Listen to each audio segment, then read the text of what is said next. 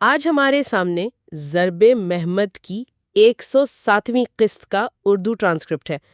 اس قسط میں تو جیسے ذاتی دشمنیاں، محبت اور جنگی حالات کا ایک بڑا آپ کہہ لیں پیچیدہ سا جال بنا گیا ہے۔ جی بالکل۔ خاص طور پر عبداللہ، فاطمہ، علی اسکوپلو اور شریف نجار کے کرداروں کے گرد ہے نا؟ بالکل، یہ حصہ تو بھرا ہوا ہے سنسنی خیز انکشافات سے، اور کرداروں کے بیچ کافی شدید جذباتی کشمکش بھی ہے۔ تو آئیے پھر اس کہانی کی گہرائی میں چلتے ہیں۔ جی، یہاں ذاتی انتقام اور جو بڑے مقاصد ہیں ان کا ٹکراؤ بہت بہت واضح ہے۔ تو ہمارا کام یہی ہے کہ ان واقعات کے پیچھے جو محرکات ہیں ان کو سمجھیں۔ کہانی شروع ایک دھماکے سے ہوتی ہے جس نے مجھے تو چونکا دیا۔ ایک کیپٹن ہے جو عبداللہ کو بتاتا ہے کہ فاطمہ، جو عبداللہ کے مقتول بیٹے ظفیر کی منگیتر تھی، وہ اصل میں علی نامی شخص یعنی اسکوپلو سے محبت کرتی ہے۔ یہ تو بہت بڑی بات ہے، عبداللہ کے لیے تو جیسے زخموں پر نمک والی بات ہو گئی۔ بالکل۔ اور بات صرف یہی نہیں رکتی، اس سے بھی زیادہ سنگین پہلو یہ ہے کہ کیپٹن یہ شک بھی ظاہر کرتا ہے کہ فاطمہ کا باپ شریف نجار شاید خود ظفیر کی موت میں ملوث ہو۔ اور وجہ فاطمہ کی علی سے محبت۔ اچھا۔ تو یہ صرف ایک خبر نہیں رہتی، یہ عبداللہ کے لیے ایک ذاتی حملہ بن جاتی ہے۔ ناقابل برداشت غصہ، اور اس سے وہ جو ذاتی دشمنی کی آگ ہے نا وہ اور بھڑکتی ہے۔ دوسری طرف فاطمہ اور اس کے والد شریف نجار کے درمیان ایک بہت ہی آپ کہہ لیں جذباتی سا مکالمہ ہوتا ہے۔ جی، فاطمہ کھل کر بالکل صاف صاف اعتراف کرتی ہے کہ وہ علی سے محبت کرتی ہے، ظفیر سے کبھی نہیں۔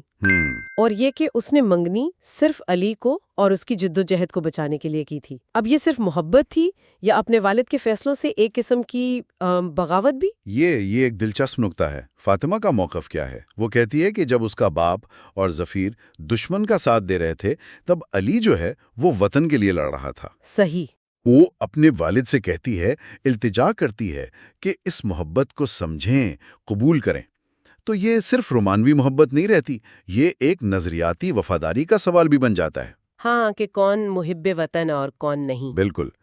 اس جنگی ماحول میں یہ چیز کرداروں کے فیصلوں پر بہت گہرا اثر ڈال رہی ہے۔ پھر جب عبداللہ کو کیپٹن سے پتا چلتا ہے کہ علی اسی رات نجار کے گھر آ رہا ہے فاطمہ سے ملنے، جی، تو بس پھر تو انتقام کا پورا منصوبہ تیار ہو جاتا ہے۔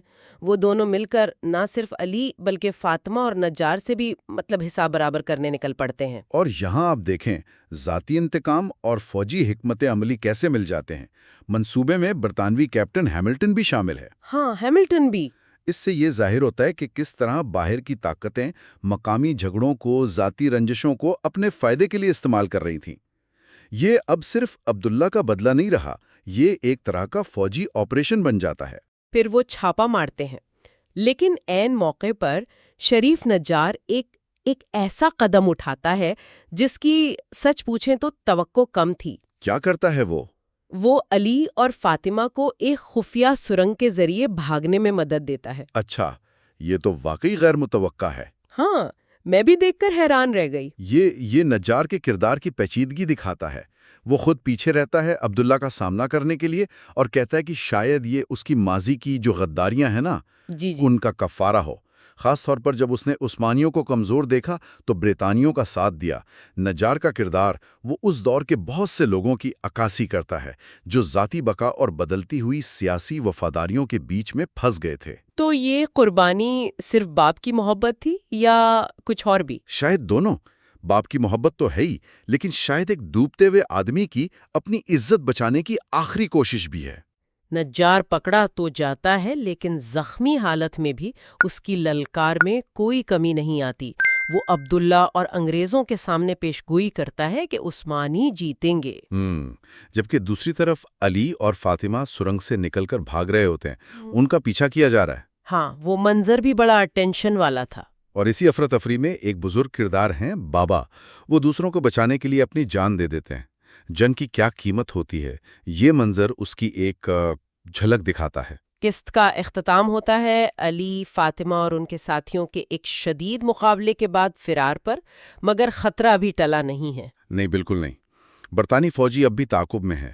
صورتحال بہت غیر یقینی ہے۔ تو اس قسط میں ہم نے کیا دیکھا؟ ذاتی انتقام کی شدت، محبت میں کیے گئے خطرناک فیصلے۔ ایک باپ کی طرف سے کفارہ ادا کرنے کی کوشش اور جنگ کے دوران وفاداریوں کے بدلتے رنگ۔ شریف نجار کا کردار، جیسے میں نے کہا، خاص طور پر غور طلب ہے، جو غداری سے قربانی تک کا ایک بڑا پیچیدہ سفر طے کرتا نظر آتا ہے۔ بالکل، اور یہ واقعات ذہن میں یہ سوال چھوڑ جاتے ہیں کہ جب حالات اتنے شدید ہوں، انتہا پر ہوں، تو انسان ذاتی رشتوں اور وطن جیسے بڑے مقاصد میں سے کس کو ترجیح دیتا ہے؟ یہ ایک بڑا سوال ہے۔ اور کیا ماضی کی بڑی غلطیاں بعد کی بڑی قربانیوں سے واقعی دھل سکتی ہیں؟ کیا کفارہ ادا ہو جاتا ہے؟ یہ وہ پہلو ہیں جن پر ہمارے سامعین خود سوچ بچار کر سکتے ہیں۔